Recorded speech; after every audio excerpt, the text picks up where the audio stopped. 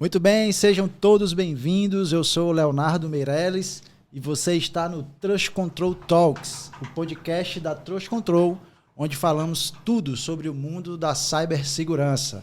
E hoje, em uma data muito especial, é o nosso primeiro episódio e nós estamos recebendo o CEO da Trust Control, Alberto Jorge. Seja muito bem-vindo, Alberto. Obrigado, Leonardo. Como vai? Tudo certinho? Tudo bem. E o nosso gerente comercial, Rafael Salgado. Muito obrigado por ter vindo e seja bem-vindo. Obrigado. Eu vou tirar a formalidade, eu vou chamar de Léo, tá? Ah, claro, com certeza. Eu acho que fica mais curto, assim. Não, obrigado, Léo. Sem problema nenhum. Boa. Então, hoje, nosso primeiro episódio, e aí eu quero trazer um tema para a gente discutir bastante interessante. Antigamente, não falamos aí de muitos anos, mas o foco da cibersegurança estava muito centrado em equipamentos, em infraestrutura. A gente sempre falava, não, a gente precisa proteger o perímetro, a gente precisa proteger a nossa infraestrutura, mas hoje teve uma mudança, de uns anos para cá, veio uma mudança significativa, e o Gartner, inclusive, tem recomendações que é a gente fazer cibersegurança focado em pessoas. Então, eu quero trazer para a gente discutir hoje sobre os investimentos que precisam ser feitos nessa área, e eu queria muito saber a opinião de vocês. Alberto, começando por você. Como é que você analisa essa mudança de comportamento que tem atraído muita gente, inclusive, muitas empresas, a construírem soluções focadas em pessoas? Legal. O que a gente vem acompanhando, como você bem falou aí nessa movimentação de mercado, era o foco de uma segurança muito centrada realmente em tecnologia. E o que aconteceu nesse tempo que, digamos assim, a segurança nasceu, onde ela começou a ser colocada na mesa para cá? Aconteceu uma aceleração muito grande das demandas e necessidades voltadas para a segurança da informação e as pessoas, a capacitação, a formação de gente, ela não acompanhou. Então, hoje a gente tem... o último dado que eu vi era que cerca de 400 mil profissionais era o gap que se tinha de profissionais específicos de segurança da informação só na América Latina. Ou seja, se eu tivesse 400 mil pessoas formadas na área, era o número que eu precisava para atender a minha demanda de agora, só de América Latina. E esse número vai crescendo a cada dia. Por quê? Porque a gente sabe que as tecnologias vêm avançando, mas elas dependem do humano. Não existe nada que funciona sozinho. Na segurança, mesmo com o advento de inteligência artificial, machine learning, a gente tem que ter pessoas para estar olhando e cuidando e melhorando a tecnologia sempre. Então, não tem segredo. Realmente, a segurança ela vai acabar sempre estando centrada nas pessoas. Fora o próprio fato da vulnerabilidade. Uma coisa é olhando do lado de fazer a segurança, do profissional de segurança.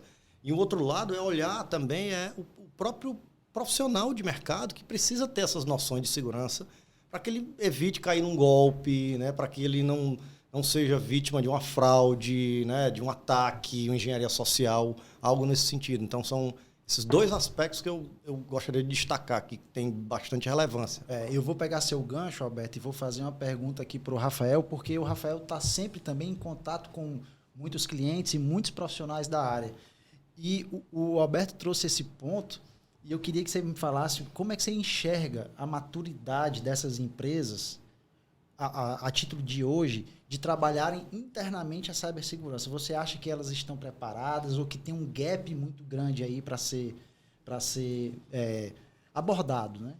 Eu acho que falar em estar preparado no ambiente de tecnologia é meio difícil, porque é um negócio que se atualiza a todo momento. E a gente estava falando agora de perímetro, a gente traz, até fazendo analogia, você traz como é que a proteção ela veio cada vez mais se entrincheirando e ela era de fora para dentro e hoje ela é de dentro para fora. Acho que esse primeiro lance que você surgiu com a ideia de perímetro, se você pegar um castelo, como é que ele era protegido, Sim. Você criava um fosso ao redor. Então, você protegia, de fato, Primeiro o perímetro. A infraestrutura. A primeira é a infraestrutura. Então, você garantia que as pessoas de dentro estivessem seguras porque o mundo externo não tinha acesso a elas. Se a gente pegar a mesma coisa da tecnologia, quando a gente criou a popularização da tecnologia, celular, utilização, quando você transformou o dado no maior bem que você tem dentro disso e não mais o ambiente, não mais a infraestrutura que você tem, você criou um interesse pela parte de dentro do usuário, né? Então você faz com que agora você não tenha mais só que proteger o perímetro, mas que você tenha que criar uma proteção de dentro para fora. Porque o interesse hoje ele está dentro do teu ou cliente final, ou usuário, ou qualquer que seja o melhor nome que a gente quiser tratar para isso. Só que a gente vê evoluções muito rápidas da tecnologia. A adoção é muito rápida. Então, se a gente falar de 5 anos para cá, a gente teve uma popularização de uso de dados que a gente não está preparado. E a gente está agora de frente para uma outra, mais ainda que a gente está entregando dado massivo para ela, que é a parte da inteligência artificial. Sim. E a gente também não está nem preparado. A gente mal se preparou para uma legislação, por exemplo, uma regularização do que a gente pode fazer, para o que a gente conhece de tecnologia. E a gente já está sendo agora soterrado com essa parte de inteligência artificial, que a gente também não vai conseguir acompanhar em termos de legislação. Por que eu estava fazendo essa introdução? É muito difícil e a gente não tem essa cultura da preparação do meu ativo final, do meu cliente ou do meu usuário final para isso, né? Geralmente, e tem sido muito comum, principalmente dentro do mercado da gente, assim, vamos pegar brasileiro, a gente está acostumado a reagir. Sim. Aconteceu um problema, alguém foi invadido, o que você faz? Se prepara. A gente não tem aquela cultura do legado. O que é o legado? Cara, eu vou começar porque pode ser que eu aconteça lá na frente e eu queira estar preparado. Então, eu não vejo essa maturidade hoje porque esse conhecimento, ele não... Primeiro, ele não deu tempo e segundo, a gente ainda não foi apresentado de fato a qual é o risco. A gente sabe que o risco existe, a gente sabe que ele vai acontecer e aí como é que você se prepara? A gente tem um mundo, uma massividade absurda de informação que a gente tem e ainda está se organizando como é que eu posso educar as pessoas que estão dentro da minha empresa, as pessoas que estão dentro da nossa casa, ou como a gente utiliza. A gente está com dispositivos aqui na frente da gente que a gente não faz ideia dos contratos que a gente assinou de EULAs daquilo, das informações da gente que podem ir para frente. Então, você imagine quando você traz isso para dentro da empresa, que tem mais informação, que tem tudo, que tem a parte de negócio. Então, acho que assim, é uma preparação constante e aí eu acho que por isso todo esse pacto entre empresas que trabalham com isso, dizer assim, a gente tem que criar uma conscientização. Cada vez mais criar uma conscientização e trabalhar com o que tem hoje, né? Eu acho que o primeiro passo é entender que o risco existe. Sim. Entender que o alvo é esse. E aí você começa a tomar as precauções e vai trabalhando naquilo que está mais crítico no momento. Esse é um outro aspecto, porque dentro das corporações a gente tem pessoas com vários níveis de conhecimento sobre cibersegurança, entre outros assuntos. O foco aqui é cibersegurança. Então, a gente tem pessoas com diversos níveis de conhecimento. E temos um desafio de falar sempre a mesma linguagem. Sem dúvida. Ou a gente fala de uma forma muito técnica, ou a gente fala de uma forma não tão técnica para que todos possam absorver aquele conhecimento. Alberto, na sua visão, qual é o papel, certo, dessa, digamos, conscientização das pessoas no sucesso dos programas de cibersegurança? Eu diria que é básico. Certo. É básico por quê? Porque qualquer programa de cibersegurança, se eu não trabalhar com o básico, que eu entendo que é a conscientização, vai ruir em algum momento. Tá? A gente sempre fala, acho que o que eu vou falar aqui talvez seja um clichê, né? O elo mais fraco está sempre nas pessoas. Quem nunca escutou isso, né? Ainda mais na área de segurança, porque isso é falado na área de tecnologia, dentre outras áreas. Na área de segurança também é muito falado. Então, assim, é básico a gente, na hora de pensar em uma estratégia, em um plano, em uma campanha, que as pessoas estejam como base disso tudo. Porque, no final das contas, elas é quem vão estar operando as informações. As informações estão com as pessoas, estão usando, claro, os dispositivos que estão passando, a tecnologia que está passando, mas, no final, quem está manipulando os dados são as pessoas. Então, se as pessoas não estiverem com esse nível de cultura, de consciência, muito provavelmente todo um trabalho técnico que pode ser construído, um grande projeto técnico de implementação de uma série de controles, um grande investimento, inclusive, ele pode ir por completo por água abaixo por falta do engajamento, do envolvimento, de uma capacitação de quem está lá na base, que são as pessoas. Então, é primordial o envolvimento e o engajamento e a priorização das pessoas em qualquer tipo de projeto de segurança da informação. Aliás, vai bem mais além do que a segurança. A gente acaba falando aqui desse tema específico, né? Mas se a gente pudesse elencar, Alberto, aqui alguns itens que as empresas que estão agora nos ouvindo, nos assistindo, pudessem fazer internamente. Alguns pequenos passos ali, digamos que sejam básicos não, mas pequenos passos que elas já podem fazer internamente para capacitar essas pessoas. Tá? Aqui eu não estou falando de grandes estruturas ou de grandes treinamentos, mas coisas básicas. Tipo, não coloquem senhas 1, 2, 3, 4, 5. Se a gente pudesse listar algumas sugestões, o que você poderia colocar aqui para essas empresas? eu acho que você já foi em cima, né, Léo? A primeira coisa realmente é o uso de senhas, né? A gente vê ainda hoje que é muito mal utilizado. As senhas são mal utilizadas. Muitas vezes se coloca qualquer coisa na senha, se coloca senhas fracas, né? Muitas vezes se coloca uma senha e aí tem o famoso post-it lá colado na tela. Quem não viu ainda um meme com isso, né? É só o que tem. Mas ainda hoje é uma realidade. Então, trabalhar, acho que essa conscientização em mostrar o uso de senhas, que ele deve ser forte.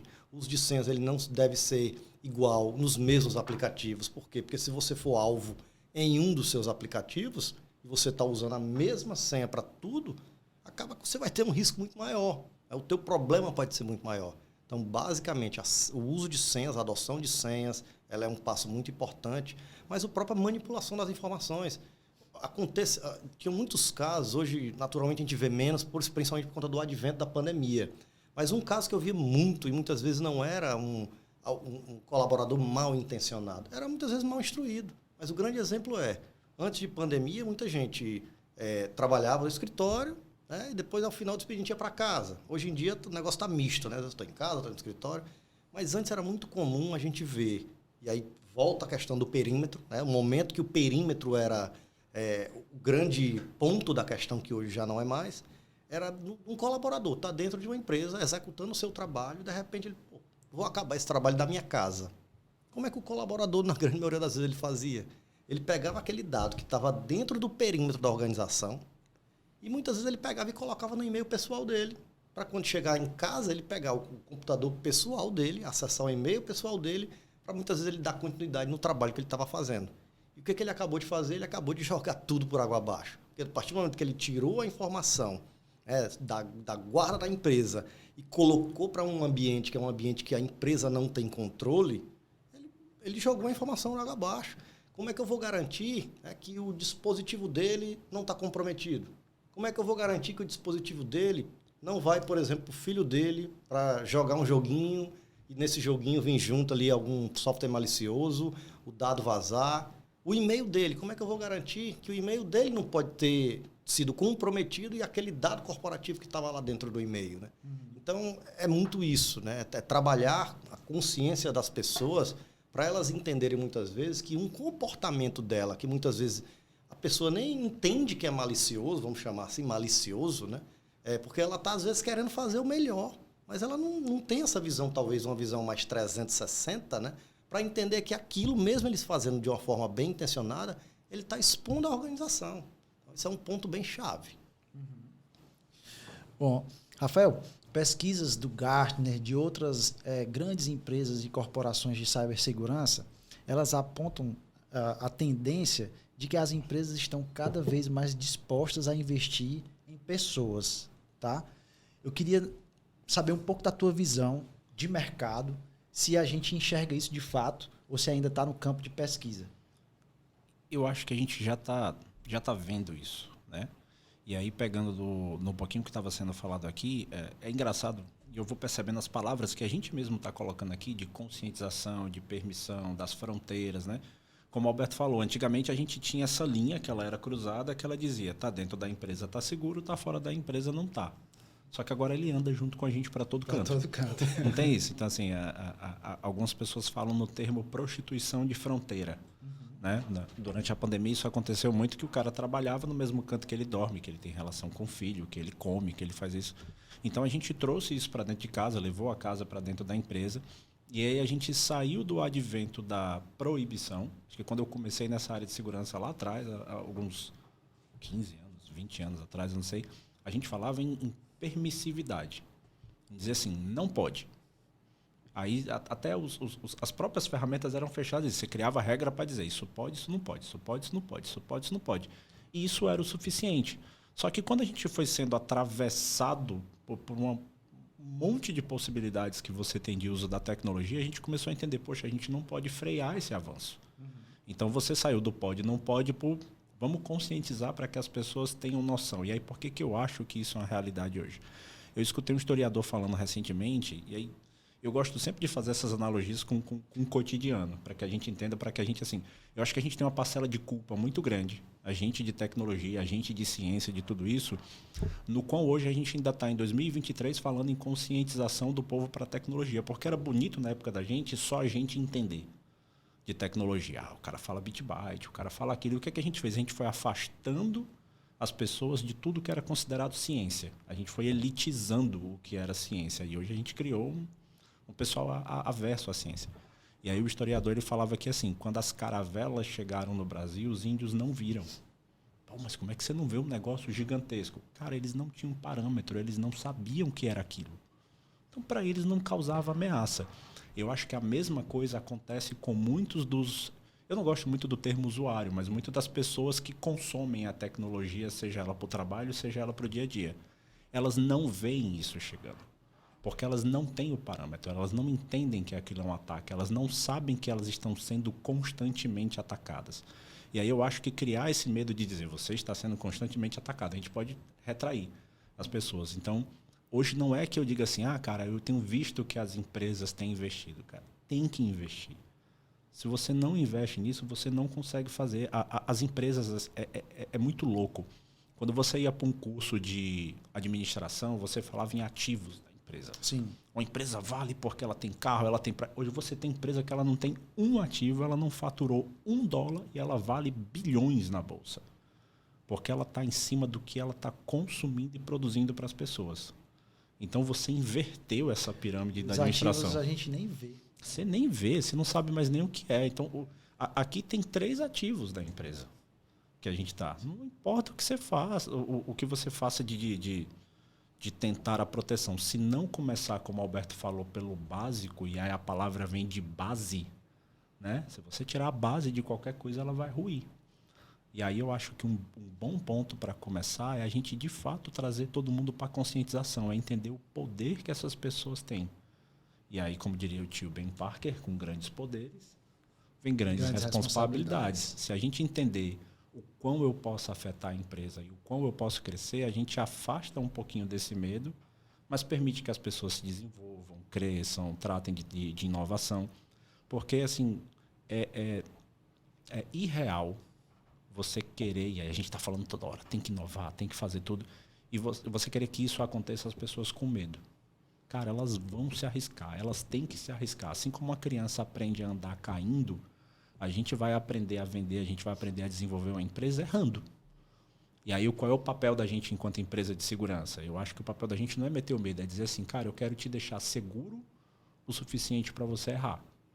E aí essas pessoas vão tendo essa conscientização, e aí eu acho que a gente consegue criar essa sinergia legal entre saber que há um mundo mau lá fora, que quer atacar a sua empresa, mas ao mesmo tempo te deixar seguro o suficiente, consciente desse mundo mau para dizer assim, tenho segurança para arriscar porque tem alguém me dando uma força, tem alguém me ajudando, tem alguém me protegendo. Né? Acho que aí está o papel da gente. Eu gosto de tentar desenhar o que é o papel da gente, para a gente não ficar só no vil metal. E é interessante, porque até esse momento que a gente está aqui de conversa, é uma das etapas de conscientização. Né? Se a gente olhar alguns anos atrás, a gente nem discutia isso. Isso ficava lá nas nossas salas técnicas, né, nos nossos ambientes. Hoje não, hoje a gente está com esse assunto na imprensa, a gente está fazendo podcast, enfim. Uma série de atividades onde também tem esse papel de conscientização. E, Léo, esse assunto também ele vem sendo discutido já a nível muito de board também, das empresas, de conselho. Né? Esse foi uma outra transformação que aconteceu. Naturalmente, isso já acontecia. Né? A gente já tinha aí grandes empresas que tinham o papel do grande executivo de segurança, né? Mas isso ele acelerou muito. E aí o porquê de se acelerar? Né? Pandemia, a tecnologia está na crista da onda, o risco aumenta, porque eu estou dependendo dos meus negócios estão digitais agora, os meus processos são digitais. E aí ele sendo digitar, o meu risco é naturalmente maior. Então, a segurança, né? E aí essa figura de quem está lá em cima, justamente traduzindo essas mensagens, né? Ou seja, como eu vou conversar com o board lá em cima, que é um cara que não fala de tecnologia, não fala de segurança, mas fala de risco, que é dia a dia de falar de risco deles, e como eu traduzo para baixo, para levar essa mensagem, para desdobrar isso em projetos, em ações, em indicadores que eu consiga mostrar esse risco para cima. Então, esse é o grande papel que está na crista da onda, que é até o papel do CISO, né, que está dentro da organização, fazendo esse meio campo entre o executivo, né, e o operacional, levando a segurança para os negócios. E agora ele não tem que ter só um papel técnico. Com certeza. Ele tem que ter uma visão de estrategista, de visão de negócio. Né? Então, isso é uma mudança realmente de comportamento, de perfil. Total. Né? Eu quero trazer um assunto aqui para a gente finalizar. Na verdade, vou trazer 2 assuntos. Um para a gente discutir rapidamente, tá? E o outro uma curiosidade que eu passei esses dias. Mas o assunto que eu quero trazer agora é o seguinte. A gente tem visto uma série de tentativas cada vez maiores de ataques via phishing. Somos bombardeados por e-mails de e-mail marketing, SMS, mensagens de banco. Ontem mesmo eu recebi uma mensagem, um SMS, dizendo, olha, a sua compra de R$6.800 foi aprovada. Eu disse, nossa, como eu tô bem. Vocês compraram na mesma hora ontem, na mesma loja, velho? Eu tava querendo descobrir como eles conseguiram fazer, porque eu ia tentar fazer também uma. Então, para você ver como isso ganhou uma potencialização enorme. Quer dizer, na mesma hora... Tu ligou pro 0800 que ele bota lá? Não liguei. Eu liguei, eu tive essa curiosidade de ligar. Sério? Pois então pronto, vamos pegar esse assunto e aí a gente já emenda na nossa discussão, porque assim, as pessoas estão cada vez mais sendo na tentativa de ataques. Então assim, ontem você ligou, tem a experiência, compartilha com a gente aí esse comportamento, o que você analisou disso tudo, como a gente pode ajudar as pessoas a mitigarem esses problemas. Eu realmente espero que esse canal da gente ele tenha um alcance de gente que não é de tech. Né? Quando a gente chama do phishing, né, a galera vai... Eu acho que o phishing da gente, a gente pensa no cara com a varinha. Não, é rede. A galera é de rede. Pesca de rede para tentar pegar. E aí eles jogam isso. E a gente tem que... A primeira coisa que a gente tem que trazer para a mesa para discutir é assim, essa galera é profissional. Eles não estão... cara, será? Não é um trote que a gente fazia botando ficha em orelhão e tentando pegar o pessoal e falando palavrazinhas para brincar e sair rindo. Não, hoje é uma central de telemarketing fazendo golpe, né? Cara, tem gente de engenharia social dentro disso. Né? Eles sabem o momento e sabem como eles vão pegar e sabem como vão tratar. Aí pegando dessa experiência, explicando, né? O phishing é essa rede e a gente recebeu essa mesma mensagem. Sua compra de tantos R$1.000 foi aprovada. Chegou para minha esposa, a gente tem muito esse lance lá de casa, a gente é meio que o filtro da nossa família, do povo mandar as coisas para a gente e dizer assim, é verdade isso? Porque até antes de eu trabalhar com a parte de segurança, eu sempre fui aquela pessoa curiosa. Né? Eu tive um professor de história que ele me ensinava de história dizendo assim, por quê? Ah, essa data foi tal dia. Aí ele dizia assim, por quê? Eu disse, poxa, por que da data? Achei que história era só decorar a data. E eu fui entendendo que as coisas tinham um porquê. E aí, quando caiu isso, ela já mandou para mim e disse, Mô, dá uma olhada nisso aqui. E aí a gente começa a fazer um caminho, e é interessante para você ter a noção de se aquilo é verdade ou não. Antigamente, você olhava a origem. Os caras hoje têm uma central para poder mandar. Então, a origem é aquele número 2905, 2300 alguma coisa, que é o número de central de envio de SMS mesmo. Não é mais de um telefone comum. Não é mais de um telefone comum, tempo, é uma centralzinha que você trabalha. E aí você olhou para aquela primeira coisa e disse, opa, veio de uma central. Aí veio lá, no caso, veio o Bradesco. Eu disse, opa, eu tenho conta Bradesco. Porque às vezes você não é o peixinho que é pegue, porque o cara diz, veio de Citibank. Aí o cara diz, pô, eu não tenho Citibank. Então, pode descartar. O nosso veio o Bradesco. Eu disse, poxa, veio o Bradesco. A primeira coisa que eu fiz foi, vou entrar na minha conta, verificar lá. Vou verificar. Não teve nenhuma movimentação. Aí a outra coisa que você olhava era qual é o número que eu vou ligar. Cara, a pessoa pagar um 0800 para isso é um 0800. Você liga de graça para aquele negócio. Porque antigamente você dizia, eu vou ligar para um número? Claro que não. Né? Você liga de graça. Aí eu digo, bicho, eu vou ver o que tem do outro lado. Cara, tinha barulho de central. E aí, para quem está escutando a gente, eu passei boa parte da minha vida desenhando centrais de atendimento. Então, para mim, aquele barulho, ele é característico de entrar numa central, de saber que está rolando na central, de saber que tem um supervisor andando, que pode estar olhando aquilo ali. Eu dizia, poxa, é uma central. E aí, antigamente, você olhava e dizia assim, você está vendo que eu estou pulando várias etapas de olhar para verificar se aquilo era verdade. A atendente era extremamente bem treinada. Me chamou pelo nome e sobrenome. Mas aí já casou um pouco errado, porque a mensagem foi para minha esposa e ela me chamou pelo meu nome. Né? Assim, peraí, como é que ela sabe que sou eu? Que essa mensagem caiu para minha esposa. E aí você começa a ver que aquela história... O interessante é, quanto mais você vai estressando a história, você vê que ela não é verdade. E aí ela foi dizer, você está no seu aplicativo agora, olha, esteve movimentação. E aí eles começam a entrar na zona do medo, porque a zona do medo ela faz com que você tome uma reação. Como a gente não é disciplinado e a gente começou falando que ninguém é conscientizado para isso, você apela na engenharia social para a reação. E a reação do ser humano é sobrevivência. Teu cérebro é feito só para uma coisa, meu amigo, eu tenho que evitar isso agora. Ela disse assim, podem ser que estejam fazendo um empréstimo consignado. Ou seja, saiu de uma compra no cartão para um empréstimo consignado. Aí eu já comecei assim, mas eu imagino, cara, se isso caísse para o meu pai, porque a gente está falando de algumas guerras de gerações, né? Sim. É provável que os filhos da gente olhem para um negócio desse, mas vai ter uma outra engenharia social lá na frente, mas se fosse hoje assim, cara, claro que isso é besteira. Mas se isso caísse para o meu pai, provavelmente ele iria seguindo. E aí eu fui seguindo o script dela, não sei o que, eu disse, tá bom, como é que eu resolvo? Né? Ela disse, não, o senhor pode, e eles nem te amarram, eles dizem assim, o senhor pode resolver direto no banco, ou o senhor pode resolver aqui comigo. Você está lá na sobrevivência, cortisol rodando dentro de você, né? Que é o hormônio que o teu cérebro libera na hora do estresse de fuga ou luta. E aí você escolhe, cara, vou lutar, vou resolver agora mesmo, né? Dentro dessa engenharia social. E aí ela diz assim, ok, o senhor vai entrar na loja e vai baixar um aplicativo. Vai baixar um aplicativo?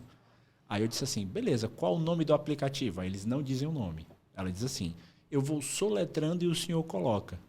Eu disse, ok. Aí eu já cruzei os braços e fiquei, ela A, N, aí não vou falar o nome do aplicativo total, porque eu não sei como que a gente vai divulgar, mas era um aplicativo de acesso remoto. Aí eu disse, moça, isso é um aplicativo de acesso remoto. Caiu a ligação. Naquele momento eu fui o peixe que escapou da rede. Mas, cara, é perfeito. E é impressionante como tem essa sofisticação, né? Muito. Por isso que eu acho que esses momentos que nós estamos criando são importantes. Então, você que está aqui nos ouvindo, você que está nos assistindo, conscientize também os amigos, a família, levem essas mensagens adiante. Léo, só para fechar, claro. que essa questão Porque hoje em dia esses dados você consegue muito facilmente, né? Na Deep Dark Web. Essa semana mesmo eu vi já dados de grandes instituições, inclusive financeiras aqui do Brasil, sendo vendidos lá por $250, $300. Então, assim, esse ataque, né, que o Rafael comenta de ser uma rede, ele está sendo cada vez mais sofisticado, porque eu sei quem é o Rafael. Eu sei que o Rafael é casado. Eu sei a vida do Rafael praticamente toda. Como é que eu sei? Deep Dark Web. Procuro lá, Rafael, consigo cruzar dados, sei que ele tem irmão, sei praticamente de tudo da vida dele. Tá? Então, isso naturalmente facilita esse processo, né, dos atacantes e, né, a gente fica mais fácil, fica mais vulnerável, naturalmente. Né? Eu quero trazer aqui, só para finalizar, nosso tempo realmente está acabando, mas interessante. Esses dias eu fui numa grande varejista, no shopping, e aí eu me deparei com uma mensagem repetitiva, literalmente repetitiva. A cada 5 minutos eu escutava a mensagem. Eu não vou colocar aqui, porque tem a marca da empresa, enfim, mas ela falava sobre como essa varejista estava protegendo os dados dos clientes. E aí falava sobre a LGPD. E é interessante ver essa mudança de discurso, porque antes a gente não ouvia as empresas falarem sobre isso. E a gente sempre traz aqui nas nossas discussões que agora a proteção de dados ela não é só uma atividade técnica de um setor. Ela é um diferencial competitivo. Então, quanto mais eu trago isso para a discussão, mais o meu cliente confia em fazer a compra comigo, porque ele sabe porque eu estou sempre buscando proteger aquele dado. Agora, gente, importante a gente destacar. Não existe bala de prata, não existe solução completa. Então, sempre desconfie. Verdade. Então, assim, é muito interessante ver essa mudança, né, de discurso e ver que as empresas elas estão investindo nessa mensagem. E em mais algum tempo que a gente vai acompanhar é que isso não vai mais ser um diferencial competitivo. Isso vai ser básico. Sim. Quem não tem isso está fora. É questão de tempo. As empresas estão falando isso, mas elas estão fazendo porque estão sendo obrigadas, porque a LGPD teve uma adoção extremamente difícil. É verdade. Então, assim, mesmo essas empresas que estão falando isso, elas estão sendo obrigadas, elas não estão sendo legais. Tem uma lei para isso. Talvez elas estejam agindo não porque estão preocupadas com a proteção, mas é porque elas estão com medo das multas, das punições. A gente tem o medo. Acabou de falar do medo. A gente tem um ditado lá em casa que é assim, onde tem aviso tem história. Se alguém disser assim, não entre plantando bananeira nessa sala, bicho, pode ter certeza de que alguém já entrou plantando bananeira nessa sala. A pessoa não inventa um aviso. Então, se eles estão falando isso lá dentro, alguma coisa aconteceu. E por que eu estou chegando nesse ponto? A gente tem que inverter essa lógica. Né? A gente tem consciência disso, a gente estuda isso, a gente vai atrás disso, a gente tem que começar a inverter. E eu acho que é aí que a gente começa a vencer. Né? Quando a gente começa a vencer, é quando a gente começa a fazer antes. Sim. A gente começa a se preparar. Né? Porque o que é o lance da disciplina? É a gente deixar de agir e reagir de uma forma meio que visceral, né? Aquele movimento de víscera que ele é involuntário, e a gente começar a fazer isso de forma estratégica. Cara, eu vou crescer com a empresa, eu vou fazer isso, eu vou ser atacado dessa forma, e é assim que eu vou agir para que não aconteça. E não ficar reagindo. Aí a gente sai dessa zona do medo e entra na zona da, de fato, segurança, né? Parece pegadinha com palavra, mas não é. É porque, bicho, o mercado... tem duas coisas que as pessoas vão atrás de comprar. E aí você pega desde o advento do carnê do baú, dessas coisas que você tinha. As pessoas compram esperança e segurança. É só isso que elas compram. Cara, esperança e segurança. Isso aqui vai dar certo, isso aqui vai ser legal, eu vou viajar, eu vou me sentir seguro, eu entro no avião, eu vou chegar no outro canto. Isso mexe muito. Então, se a gente conseguir entender isso e conseguir levar isso para as empresas, a gente vai fazer um bem bolado que ele é muito bacana. Né? A gente vai conseguir trabalhar, vender todo mundo de uma forma honesta, as empresas vão conseguir crescer. Né? E aí, ó que lindo como funciona. Então é isso. Eu queria muito agradecer. Nosso papo foi bem rico. Queria muito agradecer a presença de vocês dois. E também já quero aproveitar e fazer um convite para o nosso próximo episódio, onde a gente vai trazer uma discussão sobre o uso da inteligência artificial na cibersegurança. Muito obrigado, Alberto. Muito obrigado, Rafael. Eu que agradeço. E você que está nos ouvindo, não perca a nossa segunda edição. Um abraço e até lá.